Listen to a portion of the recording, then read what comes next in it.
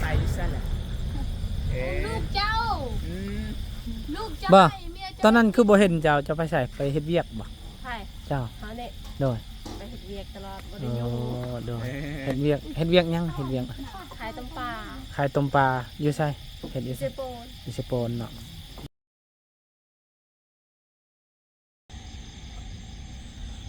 เอาพี่น้องเปิดคลิปเปิดภาพอีกมื้อนี้เนาะพี่น้องก็มาพอกับบ่าวบุญคงคือเก่าคือเดิมเด้อพี่น้องเนาะเพิ่มเติมมื้อนี้ก็คำมืดตื่นตาเด้อพี่น้องเนาะขอโทษขออภัยนำเนาะเพราะว่าทางสร้างไอ้ลังเพิ่นเนาะก็ค่าเวียกเพิ่นเฮ็ดเฮือนเนาะเพราะว่าเพิ่นฮักก็เลิกนี่เนาะก็เลยบ่าวบุญคงก็มาคำแน่เนาะพี่น้องเอาพี่น้องว่ามืดแห้งอีพี่น้องเนาะเอาก่อนอื่นกับทักทายสบายดีเด้อสบายดีและสวัสดีพ่อแม่พี่น้อง FC เมิร์ดสุขูสู่คนเนาะเพราะว่าซีอยู่ในและก็ต่างประเทศเด้อก็ยินดีต้อนรับเข้าสู่ช่องบ่าวบุญคงคือเก่าคือเดิมพี่น้องเนาะมื้อนี้ก็สบายดีค่ำๆมืดๆเนาะพี่น้องเนาะอาจสิมืดแน่เด้อพี่น้องขอโทษขออภัยนำเนาะเพราะว่ามื้อนี้บ่าวบุญคงก็สิมามอบเพิ่นที่โชคดีเนาะกับปลากระป๋องแล้วก็มีเนาะพี่น้องก็สิมอบให้ทางครอบครัวไอ้ลังเพิ่นเนาะนี่ก็ทางอ้ายเพิ่นฝากมาเนาะก็พร้อมกันกับน้องต้นกาเนาะเพราะว่าคันน้องต้นกาโชคดีเพิ่นก็สิโชคดีคือกันเนาะทางอ้ายเพิ่นฝากมาเอ้าจังได๋ก็ขอบคุญขอบคุณทางอ้ายศรีสวรรค์กับแม่ศรีสวรรค์เนาะที่ฝากให้บ่าวบุญคงเป็นสะพานบุญให้ครอบครัวทั้งไอ้ลังเนาะก็ขอให้อายอยู่ดีมีแหงเด้อสุขภาพเข้มแข็งเนาะความเจ็บอย่าให้ได้ความไข้อย่าให้มีเด้อเพราะว่าอายสิธุรกิจการงานได้ก็ขอให้ประสบความสำเร็จหน้าที่การเงินและการงานเนาะสิ่งสำคัญก็ขอให้สุขภาพแข็งแรงเนาะหมดครอบครัวเนาะเอาพี่น้องกะสีทามทางอายพอก้อนพี่น้องเพราะว่าเมื่อคืนนี้ก็โอ้ฝนตกพาห้องเนาะฝนตกก็หมดคืนเลยพี่น้องเนาะว่าเพิ่นอยู่จังใดเนาะเพราะว่าโอ้เพิ่นกับมุงแบบว่าอันน่ะไผบัตรพี่น้องเนาะก็เลยว่าบ่าวบุญคงกับสิถามเพิ่นก่อนว่าเป็นจังใดเฮือนชาญลานแปลนเพิ่นฝนตกมื้อนี้ก็เป็นจังไดเนาะบรรยากาศก็เปียกบ่หรือว่าจังไดเพิ่นหรือว่าเพิ่นไปนอนอยู่เฮือนทางพ่อแม่เพิ่นอยู่นี่เนาะพี่น้องเพราะว่าเพิ่นก็ออกเฮือนต่างแล้วเนาะนี่ก็แม่นเฮือนพ่อแม่เพิ่นเนาะเพิ่นก็อยู่เพิ่นต่างหักกับพ่อแม่ตั้งแต่โดนแล้วพี่น้องเนาะบางคนเข้ามาสบายดี ตอนนั้น เพิ่นยัง โดยเอาสบายดีทางไซโดยมากับไฟทางสบายดีเด้อสบาย สบายดี โดยไปจังได้มาจังได้บัดนี้ เมื่อ ฮะ แล้วว่านอนน้ำเพิ่น เมื่อจะนอนนำน้องไซบ่โดย บ่มีเพิ่นนอน โดยเป็นจังไดเพื่อนชานเฮา เนาะ แบบเพื่อนมีแต่อายมัน โดยสิมานอนน้ำใส โดยเอาจังไดกะเพิ่นกะซื้อทางน้องเพชรพี่น้องเพิ่นกะเป็นพี่น้องทางบ่าวบุญคงนี่ทางล้านเพราะว่าทางพ่อเพิ่นกะติดคุกแม่เพราะว่าทางปู่เพิ่นนี่แหละเนาะเพราะว่าเพิ่นกะบ่ได้ผิดหยังแต่ว่าเขาเจ้าแบบว่าผิดทางลูกเล่าผิดพี่น้องแบบว่าลูกเล่าเป็นแบบผิดทางพ่อของเราแต่ว่าพ่อเราย่านพ่อเราแล้วก็พ่อของลูกเราหันย่านแล้วก็เพิ่นก็ใส่คุกโตพ่อหันก็เลยบอกกับบริฮู้หยังพี่น้องเนาะก็ทางอันใส่เนาะโดยเอาเบิ่งสิไปถามทางไอ้ลังก่อนเนาะมื้อหน้าก่อนสิไปลินเฮือนทางเพิ่นก่อนพี่น้องมื้อหน้าเด้อสิมาลินเด้อโดย เนาะสิมาอัปเดตเฮือนชาญลานแปลนของน้องก่อนพี่น้องมื้อสบายดีเด้อ สบายดี โดย โอ้เฮ็ดยังนี่ เฮ็ดหยังเฮ็ด กระปุน กินกระปุ่นโอ้กินกระปุ่นเนาะพี่น้อง เฮ็ดอาหารแซ่บแท้มื้อนี้น่ะ โดยพูดทางไอ้ลังสบายดีเด้อโอ้ เอ้ยสบาย เฮ็ ดี ดของยังไง เฮ็ดหยังนี่ไอ้ลัง เฮ็ดเงินคู่ เฮ็ดเฮือนครัวโอ้โดย เมื่อวานนี่ฝนตกนั่น โดย แล้วก็ดังไฟกับบลุกแล้ว โดยแม่นแหละอันน่ะเพราะว่าพ่อไอ้ลังก็ฮักกะมาแต่เลิกเวียกค่ำแล้วก็เฮ็ดเวียกเฮือนต่ออีกเนาะ แม่ โดยเอาเนาะอะไรกะชูๆไอ้ลังเนาะ โด อันนั่นได้ผ่าพ่นเมื่อคืนนี่นอนอยู่ใช่เมื่อคืนนี่ ก็นอนอยู่นี่แหละ นอนอยู่นี่บ่โอ้ยฝนลมบักแห้งๆอะลีคืนนี้พี่น้องเป็นอะไรลมแบบบ่ได้เปียกบ่นอนคือว่าโอ้ยข่อยเบิ่งนี่คือสิเปียกแล้วพี่น้องเพราะว่าลมแห้งอะลีพัดเมื่อคืนนี้ เบิ่ง ต้อมอยู่ แต่บ้าน โอ้ย ก็มันพัดแล้วมันวูบวูบลง โดย อ้ โอ้เนาะ ลมพัด คือซีเมนต์ลมพัดทางนี้แหละพี่น้องเข้าทางนี้หน่อยละทางนี้แหละพี่น้องนี่ทางนี้แหละพี่น้องเนาะนี่เพราะว่าคืนนี้ลมแห้งเลยฝนตกโอ้เขาเบาไรเด้อเพื่อนไอ้ลังเพิ่นแบบว่าบ่มีอิหยังปิดเลยมีแต่แพร่บัตรอย่างเดียวเนาะ บ่เฮือนเจ้าบ่ดัง เออ ฮะ บ่ได้ไปบ่เฮือนเจ้า บอกแล้วบ่ให้มันยินเลย บอกแล้วว่าให้มันไปเนาะ แม่ โดย เออโอ้เป็ดเจ้ากะกันคอยซื้ออีกอันน่ะตัวผู้นี่ก็คักแล้วมันสิออกอันนั้นแหละสิเป็นไข่แหละยัง ยัง ยังบ่ได้ เออ โดย ซื้อแล้วแม่ซื้อตัวผู้นั่นคุณอยู่บ้านเฮลีนั่นบ่อึดตัวผู้ โดย พูดว่าใส่เขาทำบ่มี ถามแล้วบ่มีเนาะแม่นมีแต่ตัวแม่ตัวแม่เพิ่นอยากขายตอนนั้นก็เลยว่าเพิ่นคงก็บ่ได้ชื่อเพราะว่าเฮามีแล้วตัวแม่ โดย เฮาพอดีเฮาเอามาเป็ดแต่เฮือนน้องตดกาเป็ดน้อย อืม ทั้งหมด7โตวแต่ว่าตายหมด3แล้วเดี๋ยวดิ ยัง 3 4แล้วตายเนาะใช่ยังเหลือ3โดยยัง3โตวเดี๋ยวนี้ โอ้ ค่อยว่าตายหมดตายภาคหมดแล้วบัดนี้เนาะเฮาซื้อหัวอาหารคักแน่ให้เพิ่นกินบ่อยากกิน เด้ออันนี้ก็จักสิรอดหรือบ่เนาะ ก็ลองเบิ่งก่อนเนาะพี่น้อง เนาะโอ้ค่อยว่าแบบว่าโอ้ว่าเฮือนไอ้ลังนี่ฝนตกนี่คือสินอนบ่ได้แล้วเมื่อคืนนี้เนาะ เสื้อไอ้ลังคืองาม คิดว่าแบบว่าฝนตกแห้งแล้วเจ้าสิแบบว่าคอนอนอยู่เฮือนพอบ่ได้เนาะเพราะว่าเฮือนเจ้าก็หลายคนบ่ แบบว่ามันยากนะแบบว่าเฮาคือศาสนาคริสต์ โดย เป็นคือศาสนาที่แล้วว่าแบบว่า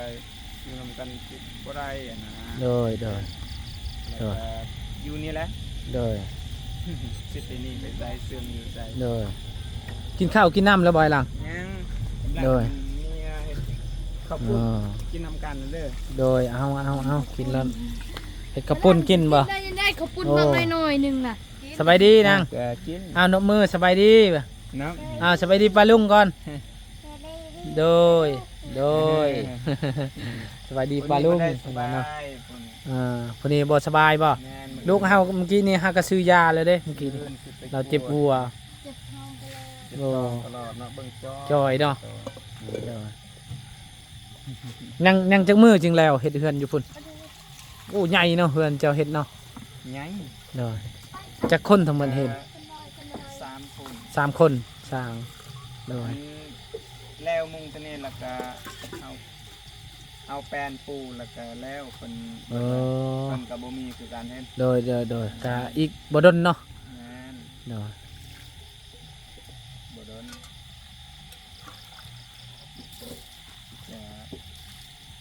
ไปเฮ็ดไปนั่นแหละ โดย โดย บัดนั้น เฮือน กลับมาแต่เฮ็ดเวียกก็ โอ้เฮือนเจ้านี่กะโอ้คันว่าแล้วนี่กะคักอยู่ในหลังเนาะจักเศร้าถึงหมดไอ้หลัง มีบ่ โดย1 2 3 4 5 6 15 7 8 9 10 11 12 13 14 15โว้วใหญ่แล้วมานี่เนาะ 6เท่าไหร่ คุณเก้า 6คูณ9ไปว่าอยากได้เช่ามันลายชื่อ เฮายัน ๆอ่า เช้ามันบ่ได้ทีนะเฮายันแบบว่าลมมันเฮายันเลย โดย ยันลมแห้งเฮายันมันลมไปเลย โดยยังแต่เทคานเนาะบัดนี้เนาะ แม่ เทคานเพราะว่าเพิ่นตั้งเช่าแล้วยังแต่เทคานเพิ่นก็ยังหาเงินก่อนพี่น้องเนาะหาเงินแล้วก็ ผมวางแบบนี้ โดย เป็นคันนี้เอง โดย เป็นคันนี้แล้วก็อันนี้ โอ้ ก่อนคันว่า เพื่อน คันว่าอนาคตอยาก บ่ เฮ็ดเฮือนครัว โดยไอ้ล่าง โดย เฮือนหันคานั่นแม่นละวะเท่าไรนี่ประมาณจักหลักได้จักเม็ดตัวนี้เฮือนตอนนั้นแม่นเฮาแบบว่าเฮาเซ็กระเบียงมันยังนี่เนาะ แม่นบ่ หรือว่าเฮ็ดเฮือนครัวเลยบ่ตัวนี้ ระเบียง โดย ตัวนี้ก็แต่ค่านี่ฮอตนี่ก็6 เมตร โดย เห็น โดย อันนี้ก็ ตัวนี้เฮือนครัว เก่าแต่ว่าบ่นับ อ๋อ จงไว้เฮ็ดเฮือนครัว โดย นั้น แต่ว่าเฮือนแท้6 เมตร แม่ 6คูณเท่าไหร่ก็6คูณ 6 คูณ 6แล้ว 6คูณ6เนาะอันนี้ก็เฮือนครัวเพิ่นเฮ็ดโดยอันว่า คักอยู่เนาะอนาคตเจ้าเนาะ ก่อน โดย ก็6 คูณ 6นี่ โดย ได้อนาคตก็เฮ็ดเป็นเพื่อน โดย บ่ได้ก็อัน โอ้นี่ก็ทรายกับแห่เนาะ แห่ชื่อ โดย เงินที่อ้ายฝากให้มันก็ เออ น้ำต้นกล้าแล้วก็ โดย ชื่อไว้ตัวนี้เนาะ โดย โดย โดย เบิ่งหญ้ามันสิ เนี่ยกำลังเอาตัดออกโอ้ยว่าจะนอน โดย วัดแหละ ท่วมมาเลยนะ ท่วม มาเลยนะเนาะ แต่ก่อนนั้นโอ้มันเป็นแป้นนะแต่นี่ โดยเอาไปพุ่นมันมืดอยู่นี่ โอ้ฟรีค่ำว่าจะมาหาอายอยู่ประมาณแจ้งแน่หน่อยนึงไปว่าบรรยากาศมันก็คักแน่อันนี้ก็อายเพิ่นก็ค่าเวียกมืดตลอด มา โดยมาจำได้มืดจำนั่นเนาะ โดยอ่าโดยจักเดือนแหละอยู่เพิ่น 7 เดือน 7 เดือนแหละโดย ก็ค่อยได้เอาลูกจะได้ลัง มือได้แบบว่ามือได้จึงไปอีกจัง มืออื่นตอน มืออื่นโดยแต่แรงมา เช้า บางเทื่อก็มาบางเทื่อก็โดยมื้อนี้ก็วันยังมื้อ โอ้มา วันศุกร์บ่บ่แม่นบ่วันพฤหัสบ่มื้อนี้ได้แล้ว สุกแล้วได้หน่วยหนึงนะ นั่นแหละคิดว่าวันศุกร์แล้วได้มื้อนี้ บ่ดี ดมเบิ่งดมเบิ่งหอมบ่ นะ บวกห้อง โอ้ มื้อหน้าเด้อน้าบ่าวสิไปเล่นน้ำเด้อ โดย โดยสิมา ปาดกิน อ่าโดย สิอัปเดตเฮือนชานลานแป้นของน้องเนาะล้านนี่แหละพี่น้องล้านเช้าลูกของอ้าย แต่ว่าอ้ายเป็นพี่น้องทางแบบว่าทางน้าสาวเนาะแม่เพิ่นก็เสียชีวิตทางแม่ที่แม่ของพ่อลาวนี่นะบ่าวคือพี่น้องทางแม่ของบ่าวบุญคงนี่แหละแปลว่าน้องลาวก็เสียชีวิตก่อนแล้วบัดนี้แม่เฮาอีกเสียชีวิตอันนี้ก็เป็นล้านของเพิ่นนี่แหละพี่น้องมื้อนี้ก็สิมามอบมาม่าให้ทางไอ้ลังก่อนเอามาม่าก่อนมีไปใส่เอามาม่ากับมีเนี่ยให้เอาบ่แม่นมาม่ากับมีเลย มาม่ากับปลากระป๋องโดย มาม่ากับมีคือกันนั่นแหละเนาะโดย อะไรเอาก็ลงลืมแล้วพี่น้องโดย โอ้ยหลังเขามอง ให้ทางไอ้ลัง ไปคั่ว โด กับ ย อันนี้นะปักป้องไปคั่วกับปองป้าด โดย ปักป้องไปคั่วกับปองป้าดไปคั่วกับอะไร โด ก็ ย พูด พอดีแหละ คั่วกับนี่ก็ได้ โอ้ไอ้ลังก็มักบ่กินนี่ มัก โดยเห็นแบบว่าไอ้ลังเพิ่นก็กินตัวนี้แหละพี่น้องกันว่านะ เห็น ปลากระป๋องอิหยังนี่แหละ ไปซื้ออยู่หานคง โดย โดยเพิ่นมื้อนั้นก็ไปซื้ออันนี้ก็แม่น ถ้าป้อง อ่า ป้องสั่ง เงินที่ทางไอ้ลังอันนี้ก็เงินทางไอ้ที่พากมาให้ทางน้องตุ๊กกานี่แหละเพิ่นว่าปันให้ไอ้ลังแน่แล้วก็ทางน้องตุ๊กกาแน่เนาะเพิ่นพากมาโดยแล้วก็ ให้พอสิสวรรค์นั่นบ่ โดยแม่นแหละเพิ่นนั่นแหละพากมาเนาะ ขอบใจ โดยพูนคนน้อย โอ้คนน้อยก็ใหญ่แล้วบาดนี้เนาะ โอ้บ่ได้เจ็บหัวไปนาง มื้อซื่นนี่ เออ ตอนแรกกลับมาเฮ็ดเวียกนั่นเห็น โอ้ เมียนั่น ตึปุ๊อยู่ใหญ่มา ได้ พี่น้ บ อ อง กเบิ่งก็ เนาะ บ่ได้ว่าแม่นหยังนั่นไปหามาใหม่อันนั้นแมงตอนั่นตอด ใครเมียเจ้าว่าเจ้าว่า มือมาได้เลยจ้า โอ้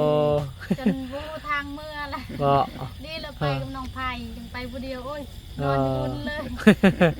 เจ็บแหงเจ็บหมันเลย ไปกับเราเล่าซอยจ้ะเมื่อ บัดกลับมาเมื่อวานนี่บัดได้ยินข่าวนั้นๆ ไป โอ้บุญ เข้า แล้ว เข้าไอ้ละ อันเกือบงูตอด โดย งูไปอยู่บ่อนนี้เลย ไม่ใช่ มันกินอันนั้นมันกินตัวโน งูหยัง งู งูเขียว บ่แม่นงูกระบ่าบ่ โอ้งูน้อยๆเห็น งูกระบ่างูหยัง มันใหญ่เด้อ คือสิแม่นนอน มันมีพิษเด้ นอนกองกันอยู่นี่แหละเนาะสามพ่อลูกเพิ่นอยู่นี่แหละเนาะเพราะว่าอยู่พุ่นกับฝนตกพุ่นพุ่น มื้อนั้นเพิ่นตกบ่ได้นอน บ่ได้นอนเลยเนาะ ญาติเขา โดย นั่งตลอด โอ้แห้งอีหลีฝนตกคืนนี้บ่ได้หัวบ่ตัวนี้สังกะสีบ่ได้หัวหน่อยหลัง บ่ มีแต่ ขับมาแต่คน โดย นั้นแหละ แม่นละเพราะว่าลมแห้งเด้มื้อนั้น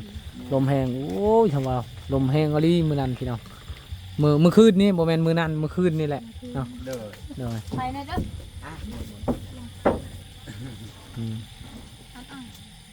อ่านน่ะนั่น แล้วเอามืออกเลยล่ะ ฮะ เอามืออกเลยล่ะมันใจพูน จักมื้อกินเนี่ยหลัง เอ้ย มีนี่จักมื้อ มีไงวะ โดย บ่จัก แบบแบบ ไปเรียกกัน บ่ฮอดนาทีมีนี่นำ เออ มีเลยแหละเอาว่าบ่แม่นมักมี อยู่เงินก็มีแต่ต้องกินตัวนี้แหละ โดย กระสุกเลยเด้นี่ ปลากระป๋องนี่เฮ็ดได้กิน แกะเลยบ่ ฟังนี่บ่ โดย บ่แกะหลัก คั่ว เอาผักบงบ่ อ๋อโดยเฮาบางเทื่อเฮาก็แกะเลยได้เฮาเลยแกะแล้วกินเลย แม่น บ่ ได้ แกงก้อน อืม ใส่วง โดย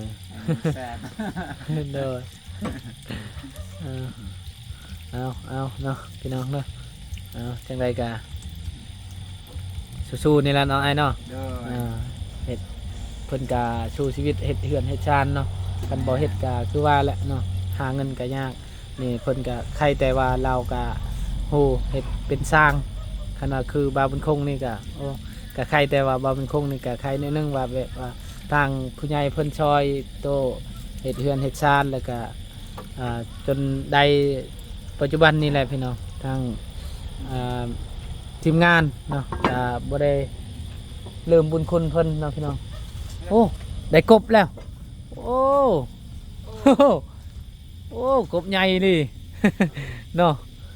ลายยังจ้ะ เออ ก้อนกบเนาะตะกี้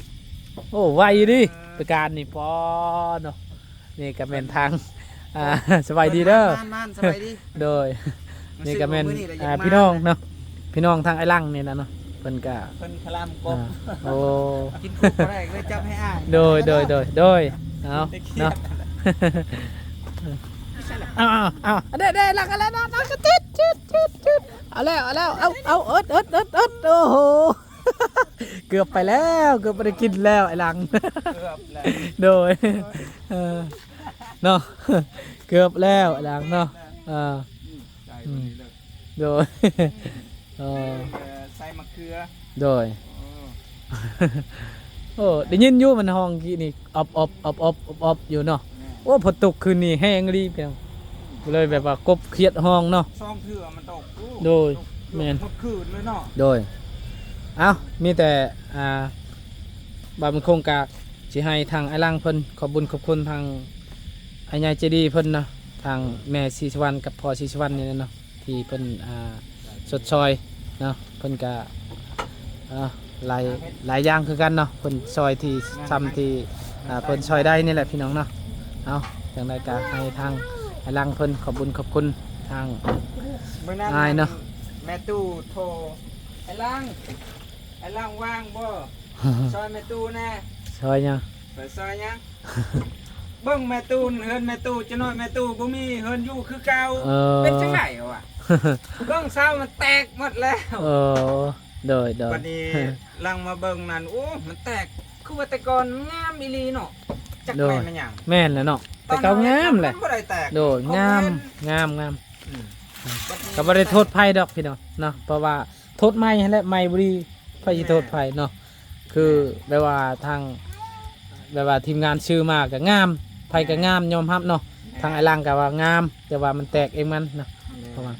โดย เพราะว่าทีมงานซื้อก็เพิ่นเห็นงามกับเพิ่นก็ซื้อแล้วเนาะ แม่น ไม่ งาม รู้จักว่ามันแตกกำลังอีก โดย จากเห็นเฮือนแล้วมันแตกอีกไอ้หูจักนะ โดยแม่น แบบว่าโทษทางทีมงานกับบ่ได้ เนาะ โทษทางไอ้ล่างเฮ็ดกับบ่ได้ โดย มันเป็นน้ำ โทษ ไม้อันแล้ว โทษน้ำไหม้ให้แล้วไม่บ่ดี แม่นไม่บ่ดี โดย มึงเทื่อก็โทษน้ำผู้เฮ็ดอันแล้ว โด ไม่ ย บ่ดีไปขายให้หมู่ แม่นแหละ แต่ว่าประเทศนอกนั่นเขามาทั่วเอาได้ โดยแม่น แต่ประเทศเฮานั่นก็อยาเลย โดย แบบเขาบ่อยากอันมีปัญหาหยังเนาะ ก็มีแต่ว่าเบิ่งเอาไปนี่แหละเพราะว่าคันว่าแบบว่ามื้อหน้าก็ยังแตกคือเก่าแล้วก็มีแต่สิปรึกษาทำเบิ่งทางผู้ใหญ่เพิ่นเนี่ยพี่น้องนะ โดย เครียด แต่บัดนี้ว่ามันว่าให้ไอ้ลังเจาะแล้วก็ซื้อบลอง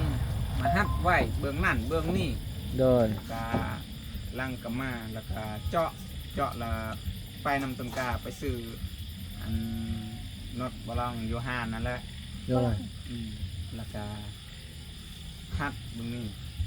หั่นเบื้องนี่หั่นเบื้องนี่ โดย แต่ละเสาหั่นหมดว่าคือสิอันมันบ่แตกอีกในตัวเอ้ย โดย มันแบบว่าล็อกไว้มันเห็น โดย ก่อนคือมันจะแตกมันจะงะออกเลยนะ โดย ซองเสานั่นนักอีดีโอ้เพราะว่าจักมันยังเพราะว่าซองเสานั้นมันถึกอันนั้นถึกแดดเห็น โดย นั่นเฮาก็เลยมาซอยแม่ตู้ก่อนจักหน่อยยันแม่ตู้ก็ ยันไม่ตู้มีเฮือนอยู่ บ่มีเงินอยู่แล้ว โด แม่ ย ตู้ว่าเฮาอยู่นอนกลางคืนก็เฮาแบบว่าคิด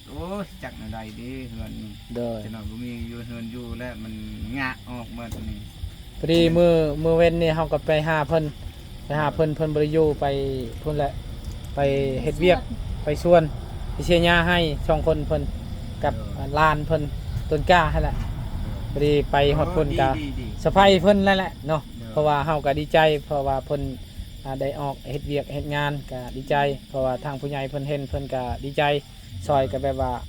ภูมิใจคำว่าแบบว่ากินแล้วก็อยู่เฮือนบ่ได้เฮ็ดหยังเพิ่นก็บ่คักเนาะ โดย เด้อ นั่นแหละยามพักโรงเรียนก็ซอยเวียกซอยงานนั่นแหละ เด้อ นั่นแหละเคยบอกสอนต้นกานั่น เด้อ บ่ให้ขี้คร้านได้คันว่าขี้คร้านนั่นบ่ได้เด้เอาขี้คร้านมื้อนี้มื้ออื่นก็เฮาอยากขี้คร้าน เด้อ มื้อก็อยากขี้คร้าน เด้อเพราะว่าทางบ้าวบุญคงก็บอกตลอดเพิ่นว่าสอนตลอดเพิ่นว่าบ่ให้แบบว่าเล่นเกมเล่นหยังก็บ่อยังให้เล่นเนาะว่าอย่าให้เฮ็ดเวียกหรือว่าตั้งใจเรียนหนังสือแล้วก็เฮ็ดเวียกเพิ่นก็คือสิพังอยู่เนาะเอ้ามีแต่ทางอายขอบคุณทางที่ผู้ใหญ่ใจดีนี่แหละเนาะเพิ่นพามาเอา มันนอกกับอาทิตย์เนี่ย หน้าแห่เหี่ยว อืม ให้แล้วจ้ะเอามีแต่ไอ้ลังก็ได้เนาะเพราะว่าทางเมียเพิ่นก็เอาลูกน้อย ใจเด้อน้องแม่ศรีสวรรค์แล้วก็อ้ายพ่อศรีสวรรค์อยู่ประเทศอเมริกานั่นฝากเงินซื้อไวๆกับปลากระป๋อง ขอบใจหลายๆเด้อ ขอให้เพิ่นอยู่ดีมีแห้งให้มีสุขภาพเป็นแข็งทางครอบครัวให้หั่งให้มีให้ร่ำให้รวย เงินทองไหลมาเทมา ขอให้อยู่ดีมีแห้งทางครอบครัวนั่นเด้อนอนหลับให้ได้เงินหมื่นนอนตื่นได้เงินแสน ให้อยู่ดีมีแห้งให้อายุมันยืนให้อายุมันยืนสาธุ สาธุนะเอาจังใดก็ขอบใจละลายทางผู้ใหญ่ใจดีนะที่เพิ่นบ่ลืมครอบครัวทางไอ้ลังเนาะเอาครับคลิปนี้บ่าวมคงก็สิขอจบคลิปปิดคลิปไว้เพียงซ้ำนี้ก่อนพ่อแม่พี่น้อง FC หมดสุขุทุกคนที่ติดตามเนาะครับคลิปนี้บ่าวมคงก็สิขอคำว่าสบายดีเด้อ